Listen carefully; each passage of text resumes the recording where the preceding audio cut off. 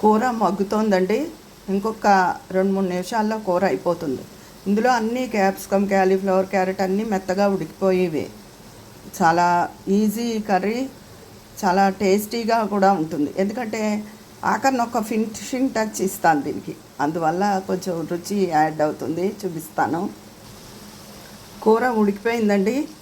ఇప్పుడు ఇందులోకి మొన్న ఒక రోజు చెప్పాను, గులశనగపప్పు, జీలకర్ర మిక్సీ చేసుకున్న పొడిని వేసుకోమని చెప్పి, ఆ పొడి కొంచెం వేస్తాను. ఈ పాటు పొడి వేస్తున్నాను.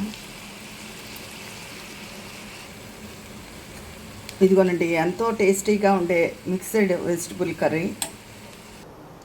ఎంతో రుచిగా ఉండే ఈ కర్రీ మీకు నచ్చితే నా రోజుకో వంట ఛానల్ సబ్స్క్రైబ్ చేసుకోండి, లైక్ చేయండి. ఇది ఆయిల్ తక్కువ పడుతుంది. అన్ని వెజిటబుల్స్ వేయడం వల్ల విటమిన్స్ వెళ్తాయి.